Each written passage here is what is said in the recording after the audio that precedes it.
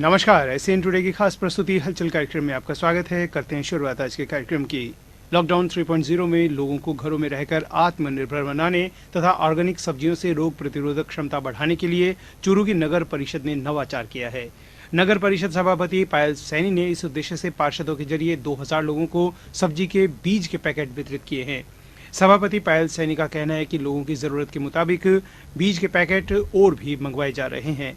दरअसल कोरोना काल में लॉकडाउन के दौरान लोगों को ताज़ा सब्जियां नहीं मिल पा रही थी। ऐसे में लोग स्वयं आत्मनिर्भर बनकर सब्जियों की पैदावार कर सके, इसके लिए यह अभियान शुरू किया गया। शहर के वार्ड पार्षदों को सब्जी के बीज के पैकेट वितरित किए गए। पार्षद लोगों को घरों में सब्जियां लगाने के लिए प्रोत्साहित कर रहे हैं।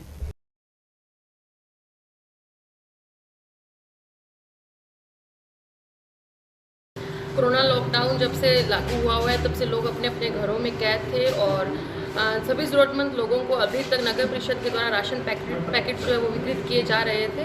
और अभी इसी दिशा के अंदर एक नई पहल नगर परिषद के द्वारा की गई है कि जितने भी लोग घरों में हैं उन सभी को नगर परिषद के जो वार्ड पार्षद हैं उनके माध्यम से जो मौसमी फल और सब्जियां हैं उनके पैकेट वितरित किए जा रहे हैं।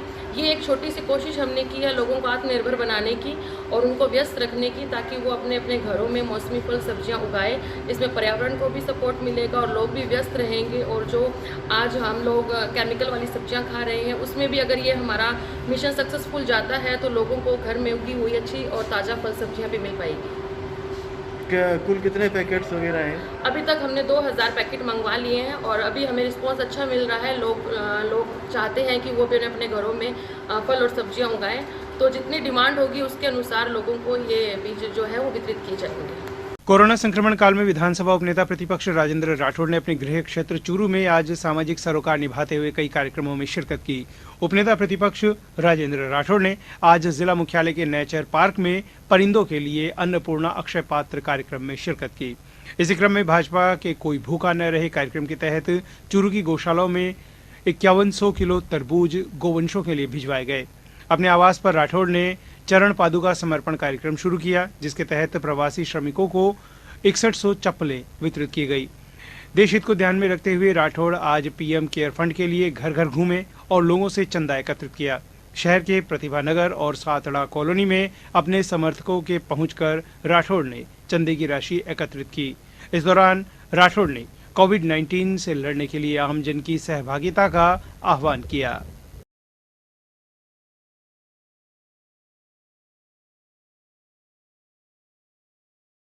कोरोना वायरस के साथ ही अफवाहों के फैलने के बाद चमगादड़ खौफ का पर्याय बन गए हैं। इसी चक्कर में कई जगह चमगादड़ को मार दिए जाने की बात भी सामने आई है। के वन विभाग ने चमगादड़ को लेकर आमजन में उत्पन्न हुई भ्रांतियों को लेकर एक एडवाइजरी जारी की है।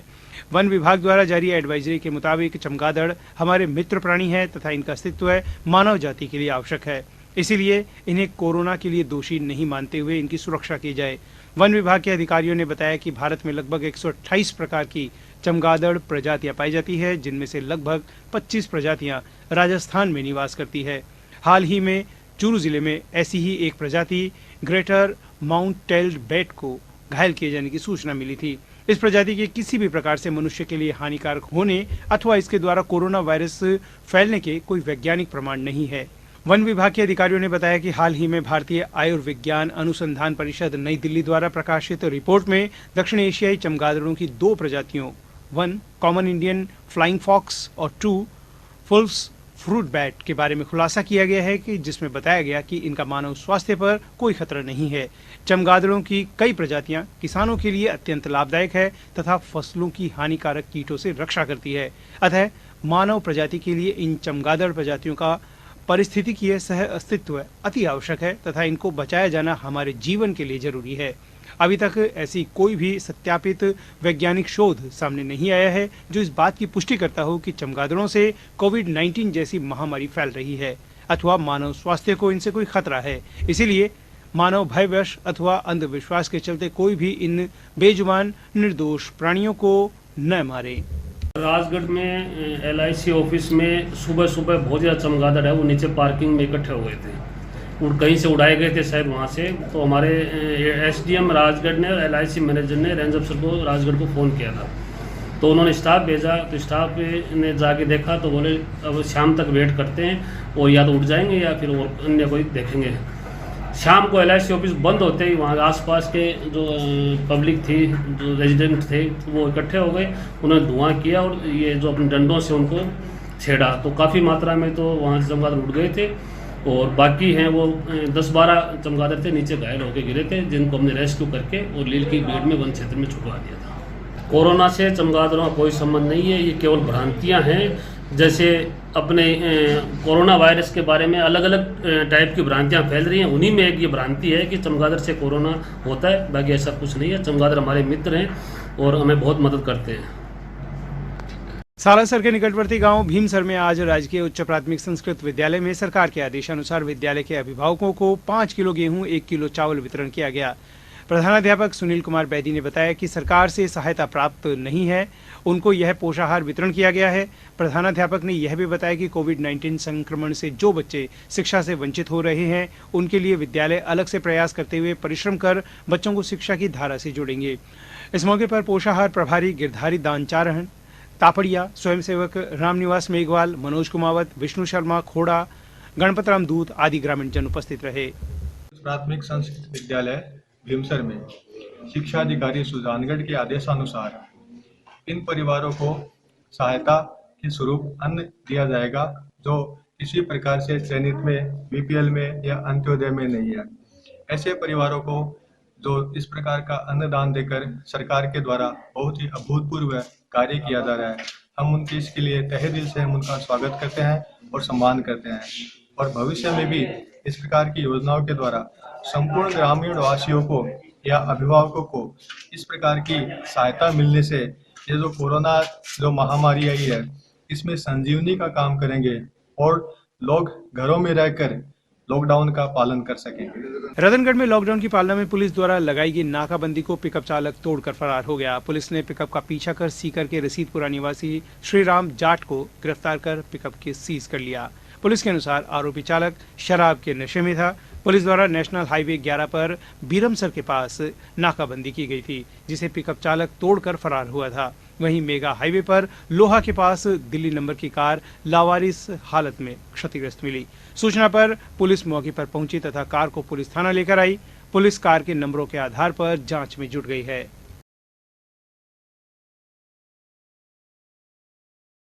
रतनगढ़ में बिजली लाइनों के रखरखाव का कार्य करते समय कर्मचारियों के करंट लगने की घटनाएं थमने का नाम नहीं ले रही है। बीते 2 दिनों में करंट की चपेट में आने से 2 कर्मचारी गंभीर रूप से घायल हो गए हैं, जिनका उपचार बीकानेर में चल रहा है। घटना के अनुसार बीदासर के सोनियासर निवासी मुन्नीराम जाट ठेकेदार के माध्यम से रतनगढ़ के 220 kV GSS पर अपने साथियों के साथ काम कर रहा था। ये लोग रस्सी के सहारे तार को खींच रहे थे कि अचानक 220 kV बिजली लाइन का तार टूटकर रस्सी के सहारे लटक रहे तार पर गिर गया, जिससे मुन्नीराम करंट की चपेट में आ गया।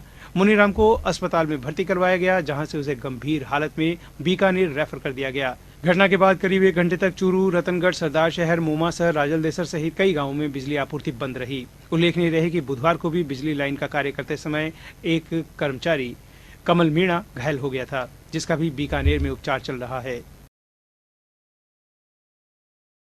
रतनगढ़ में वैश्विक महामारी कोरोना की जंग में योद्धा बनकर एनसीसी के कैडेट्स भी अपनी सेवाएं दे रहे हैं। आपातकालीन स्थिति में पुलिस उच्चाधिकारियों के आह्वान पर रतनगढ़ में 8 एनसीसी कैडेट्स अपनी सेवा देने के लिए आगे आए। अब सभी कैडेट्स पुलिस के साथ कंधे से कंधा मिलाकर पिछले 1 माह से रोज 10 घंटे की ड्यूटी दे रहे हैं। लोगों को मुंह पर मास्क लगाने, सोशल डिस्टेंस के प्रति जागरूक करने के साथ साथ ये लोग बैंकों के आगे लगने वाली लाइनों को व्यवस्थित करने, बार बार हाथ धोने के लिए जागरूक करने एवं ट्रैफिक व्यवस्था में अपना सहयोग दे रहे हैं। रतनगढ़ तहसील के गांव हरदेसर की 19 वर्षीय प्रवीण पूनिया ने बताया कि हमेशा से उनके मन में इस तरह की सेवा करने का जज्बा था और जैसे ही मौका मिला तो उन्होंने निःशुल्क अपनी सेवा देने का निश्चय कर लिया। फाइनल ईयर की छात्रा प्रवीण पिछले 1 माह से अपनी सेवाएं दे रही है। प्रवीण की तरह 7 अन्य कैडेट्स भी रतनगढ़ के विभिन्न क्षेत्रों में अपनी सेवाएं दे रहे हैं। सर हमें बहुत अच्छा महसूस हो रहे हैं और सर जहाँ तक बात है ये महामारी पूरे विश्व में बहुत भयानक रूप से फैली हुई है और हमें खुशी की बात है कि हमें इसमें योगदान देने का मौका मिला है। हम एनसीसी कैडेट निस्वार्थ भाव से इसमें अपना योगदान दे रहे हैं और हमें खुशी है और सर हम बड़ी ईमानदारी से अपनी ड्यूटी कंप्लीट करते हैं। और हम बड़ी खुशी और उत्साह के साथ अपना काम पूरा करते हैं। रतनगढ़ में कोरोना वायरस महामारी कोविड-19 के कारण देश में चल रहे लॉकडाउन के अंतर्गत क्षेत्र में कोई भी व्यक्ति भूखा न रहे तथा वायरस संक्रमण की रोकथाम और बचाव हेतु केंद्र और प्रदेश सरकार के प्रयासों के क्रम में जरूरतमंद लोगों की मदद के लिए भामाशाह और दानदाता सहयोग के लिए आगे आ रहे हैं। National anti crime human right council of India Rajasthan द्वारा कोरोना महामारी के संकट के समय लगातार 39वें दिन मानव और मूक प्राणी गोवंश सेवा के साथ साथ जरूरतमंद परिवारों को राशन वितरण किया गया और साथ ही बेजुबान पशुओं के लिए समाज सेवी बाबूलाल कम्मा द्वारा लगभग 2300 किलो हरी सब्जी की व्यवस्था की गई, जिसमें रतनगढ़ शहर में प्रथम चरण में श्री संकट मोचन बालाजी धाम में श्री श्याम गौशाला समिति में गायों के लिए सब्जी डलवाई गई। हमारी टीम की तरफ से स्टार्ट किया जा रहा है, जिसमें हम गायों और बेसहारा पशुओं के लिए और गौशाला समिति में हमारे द्वारा हरी सब्जी की व्यवस्था की जाएगी, चारे की व्यवस्था की जाएगी। फेज 3 आज हमने स्टार्ट किया है। पहले हमने फेज 1 और फेज 2 के दौरान हमने रतनगढ़ में बाहर से आने वाले लोगों की स्कैनिंग और जांच भी मेडिकल विभाग द्वारा अनवरत जारी है। चिकित्सालय परिसर के ट्रॉमा सेंटर में बनाए गए कोविड-19 वार्ड में लैब टेक्नीशियन मदन गोपाल भार्गव ने जयपुर, हैदराबाद, तेलंगाना और गुजरात से आए 7 जनों की जांच कर सैंपल लिए। लैब टेक्नीशियन मदन गोपाल ने बताया कि अलग अलग स्टेट से आए लोगों में गुरुवार दोपहर तक 2531 की स्क्रीनिंग की गई है तथा अब तक कुल 62 लोगों के सैंपल लिए गए हैं, जिनमें से 6 जनों की रिपोर्ट पॉजिटिव आई थी। सभी पॉजिटिव सरदार शहर के रहने वाले थे। गुरुवार को बाहर से आए 7 जनों के सैंपल लेकर जांच के लिए चूरू भेज दिए गए हैं, जिनकी जांच रिपोर्ट शुक्रवार शाम तक आएगी। भार्गव ने बताया कि जिन लोगों के सैंपल लिए गए हैं उन्हें जांच रिपोर्ट आने तक होम आइसोलेट किया गया है।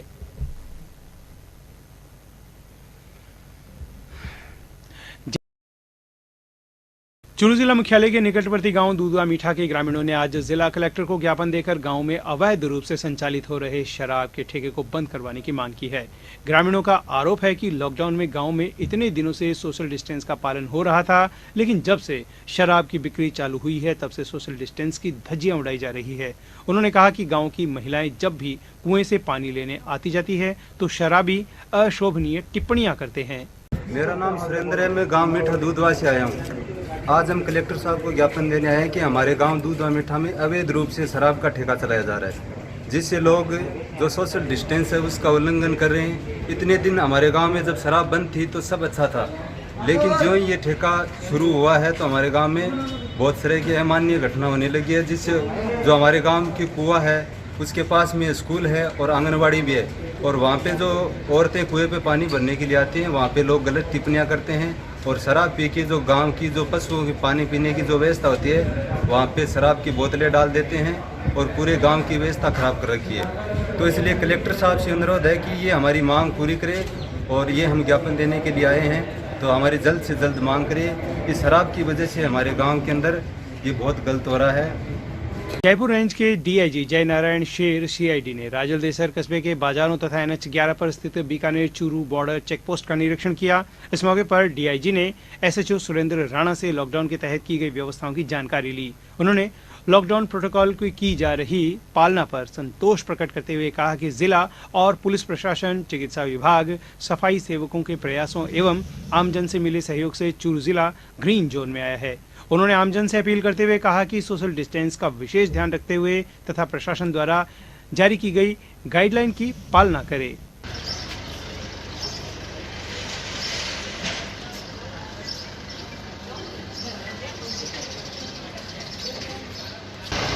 जो प्रवासी जो मजदूर है जिनका माइग्रेशन हो रहा है उससे रिलेटेड जो इश्यूज हैं, लैंड ऑर्डर है, सोशल डिस्टेंसिंग है, दूसरे जो अरेंजमेंट्स है, पुलिस प्रशासन के साथ जो कोऑर्डिनेशन है, उन सब चीज़ों को देखने के लिए हमारी ड्यूटी लगी हुई है। तो जो बॉर्डर पोस्ट वगैरह हैं, अपने इंटर डिस्ट्रिक्ट्स हैं, इंटर स्टेट है, उन सब चीज़ों को देख करके कि स्मूथली जो मजदूर और ये जो बाहर से जो भी आवागमन हो रहा है वो स्मूथली हो जाए, संवेदनशीलता के साथ हो और प्रॉपर तरीके से हो जाए, सोशल डिस्टेंसिंग मेंटेन रहे, जो ग्रीन जोन है वो ग्रीन जोन मेंटेन हो जाए। इन सब के लिए हम सब प्रयासरत हैं और बहुत ही बेहतरीन तरीके से काम चल रहा है। पब्लिक में बहुत अच्छी अवेयरनेस है और ये अवेयरनेस मेंटेन रहे, आप सब लोगों का सहयोग मिलता रहे और इसी प्रकार की व्यवस्थाएँ चलती रहे। यहाँ की व्यवस्थाएँ संतोषप्रद हैं, काफ़ी ठीक है। सरदार शहर में कोरोना वायरस से रोकथाम के लिए सामाजिक कार्यों में अग्रणी शहर के गांधी विद्या मंदिर संस्थान ने कोरोना वायरस से जूझ रहे गुजरात को सर्व ज्वर हर चूर्ण एंटीवायरल फार्मूला की एक खेप विधायक भंवरलाल शर्मा ने हरी झंडी दिखाकर रवाना किया। संस्था अध्यक्ष हिमांशु दुगड़ ने बताया कि गुजरात के पुलिस अधिकारियों ने फोन पर संपर्क कर एंटीवायरल चूर्ण की मांग कर कहा कि इस महामारी से गुजरात के जवानों को काफी निजात मिलेगी, जिस पर संस्था के प्लांट में 20,000 पैकेट तैयार कर विधायक भंवरलाल शर्मा के सानिध्य में हरी झंडी दिखाकर रवाना किया गया। आपको बता दें कि संस्थान पहले ही आह्वान कर चुकी है कि यह चूर्ण सरकार और आमजन के लिए उपलब्ध रहेगा। यह काढ़ा जो सर्व ज्वर हर चूर्ण एंटीवायरल फार्मूला चूर्ण बहुत पुराना आयुर्वेदिक फार्मूला है जो रोग प्रतिरोधक क्षमता को बढ़ाकर जीवाणु और विषाणु जनित संक्रमण से शरीर की रक्षा करता है। इसे नित्य चाय, कॉफी और अन्य पेय पदार्थ से मिलाकर इसको उपयोग में ले सकते हैं। अमेरिका में और जर्मनी में वैज्ञानिक अपना शोध कर रहे हैं और गांधी जी ने अपना शोध उनसे पहले कर दिया। ये शोध इतना लाभकारी होगा कि करीब देश नहीं विदेश में भी इसको की मांग बढ़ेगी, क्यों वास्तव में 1-2 पाउच है वो 3 दिन तक काम देने वाला है। चाहे इसको सूखा ले, चाहे इसकी हर्बल टाइप बना के ले। तो मैं सोचता हूँ कि सबसे बड़ा रिसर्च है वो है, इससे कितने रोगी ठीक हुए हैं, अनेकों रोगी ठीक होंगे और हिंदुस्तान में ये सबसे बड़ा कामयाब होगा। देखिए, गुजरात में अहमदाबाद में स्थिति बहुत ही नाजुक है। 2 दिन पहले मेरे को फ़ोन आया वहाँ के पुलिस के आला अधिकारियों का कि भाई हमको ये काढ़ा आप उपलब्ध कराइए, और क्योंकि उनको इसकी आवश्यकता बहुत जल्दी थी इसलिए इन लोग के पास समय नहीं था कि इसका पेपर वर्क करें, तो बोला कि हम लोग अभी ऑर्डर निकालने की परिस्थिति में नहीं है। तो गुजरात के ही एक बहुत बड़े उद्योगपति श्री दीपेश श्रॉफ जो एग्रोसेल इंडस्ट्रीज़ के मालिक हैं, उन्होंने इसको स्पॉन्सर किया है और स्पॉन्सरशिप के तहत ये 20,000 पैकेट अभी अहमदाबाद के लिए निकले हैं। ये अहमदाबाद में जो निकले हुए पैकेट हैं ये वहाँ के SRPF जो स्टेट रिजर्व पुलिस फोर्स उनके 20,000 जवानों के लिए ये वहाँ उनको डिस्ट्रीब्यूट किए जाएंगे। सरदार शहर के एक बालक ने रुपयों से भरा बैग मालिक को लौटाकर ईमानदारी का परिचय दिया है। गांव लूणासर निवासी BSF में कार्यरत सुभाष बेनीवाल का 1 लाख रुपए से भरा बैग अर्जुन क्लब के पास गिर गया, जिस पर वहां से गुजर रहे बालक दुर्जन सिंह राजपूत की नजर बैग पर पड़ी और बैग उठाकर पास के दुकानदार टोरमल सैनी को साथ लेकर पुलिस थाने चला गया। वहीं कुछ देर बाद बैग का मालिक भी वहां पहुंचा, जिसे पुलिस ने औपचारिक पूछताछ और ID के आधार पर जवान को उसका बैग लौटा दिया। असली हकदार सेना के जवान तक रुपयों से भरा बैग सौंपकर बालक ने ईमानदारी और सजगता का परिचय दिया। रुपए पाकर जवान ने खुशी जाहिर की और बालक को 1,000 का इनाम देकर पुरस्कृत किया। जवान ने सामाजिक कार्यकर्ता जितेंद्र राजवी की अहम भूमिका की सराहना करते हुए प्रशंसा प्रकट की। बिल्कुल हमने जांच कर ली है।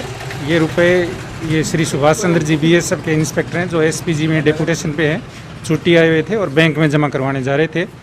तो बस स्टैंड के आसपास के एरिया में मोटरसाइकिल से वो थैली इनकी गिर गई, जो एक बच्चे को मिली है और बच्चे ने ईमानदारी का परिचय देते हुए उसके गार्जियन ने और जितेंद्र जी राजवी जो यहाँ के समाज सेवक हैं उन्होंने आकर के यहाँ थाने में बताया कि इस तरह से हमें रुपए मिले हैं। तो जिनके रुपए गिरे थे उनसे और पूरी इंक्वायरी करने के बाद में ये पता चला है कि ये BSF के इंस्पेक्टर साहब हैं, रुपए उन्हीं के थे और उनको इन्होंने पैसे लौटा दिए हैं। मैं इनको बहुत बहुत धन्यवाद देना चाहूँगा और बच्चे ने जो ईमानदारी का परिचय दिया है ये भी बहुत बड़ी बात है, तथा मैं लोगों से यही अपील करूँगा कि इस बच्चे की ईमानदारी का वो अनुसरण करें। मैं यही कहना चाहूँगा कि आज के इस टाइम में भी जैसे लोग बोलते हैं तो ईमानदारी अभी भी जिंदा है, और 1,10,000 रुपया जो मेरा था वो एक तरह से देखा जाए तो बहुत बड़ी अमाउंट है मेरे लिए भी और किसी को भी मिले उसके लिए भी। लेकिन मैं धन्यवाद दूंगा उस बच्चे को और मिस्टर जितेंद्र सिंह जी को कि इन्होंने इतने मतलब इस छोटे से बच्चे का सबसे बड़ा है कि इतना पैसे मिलने के बाद भी इसका ईमान और डिगा नहीं हो रही है पैसा दे करके। जितेंद्र जी मतलब असली हकदार तक थाने में लेके आए और मेरे को ये पैसे मिले, बड़ी खुशी की बात हुई। और यह है कि मैं तो यही भगवान से दुआ करूंगा ये बच्चा जितेंद्र जी आगे 1,10,000 नहीं एक पता नहीं कितने करोड़ों रुपए की अपनी प्रोग्रेस करें, हमारी दुआ इनके साथ। मैं मौके पर पहुंचा और उसमें देखा कि 500 की गड्डियां थी, 100 के नोट की गड्डियां थी। फिर मैंने तुरंत थाना अधिकारी महेंद्र दत्त जी शर्मा को फ़ोन करके सूचना दी। मैंने कहा सर इस प्रकार का मामला है और नोटों की गड्डियाँ मिली। तो उन्होंने कहा कि आप थाने में आकर के और थाने में पैसे सुपुर्द कर दीजिए। हम थाने पहुँचे तो कुछ ही समय के बाद में जो इन पैसों का असली हकदार है वो यहाँ पे पहुँचे हैं और थाना के अधिकारी और साहब ने इनसे तसल्ली की है और सारी बात तसल्ली होने के बाद में और हम लोगों ने ये पैसे इनको सुपुर्द किए। और मैं धन्यवाद देना चाहता हूँ एक छोटे से बच्चे को कि इन्होंने और टोरूमल जी, रोम प्रकाश जी ने ईमानदारी का परिचय देते हुए आज पुलिस थाने में जितने भी पैसे मिले थे उन्होंने सुपुर्द किए। सरकार द्वारा कृषक कल्याण फीस 2% अतिरिक्त लगाने पर व्यापारियों ने विरोध जताते हुए अनाज मंडी की सभी दुकानें अनिश्चितकालीन के लिए बंद कर दी। खाद्य व्यापार समिति ने तहसीलदार को मुख्यमंत्री के नाम ज्ञापन सौंपकर बढ़ाए गए शुल्क को तुरंत वापस लेने की मांग की है। व्यापारियों का कहना है कि एक तरफ तो महामारी की मार और अब टैक्स बढ़ाने से किसानों पर भी भार बढ़ेगा। ऐसे में किसान और व्यापारी आर्थिक और मानसिक रूप से परेशान हो रहे हैं। सादुलपुर तहसील के गांव हरपालू निवासी तथा जिला परिषद सदस्य कुलदीप पूनिया ने अनिश्चितकालीन अनशन शुरू कर दिया है। भाजपा के युवा नेता पूनिया ने यह कदम राजस्थान सरकार द्वारा कृषि उपज मंडी समितियों पर लगाए गए पृथक 2% कर के विरोध में उठाया है।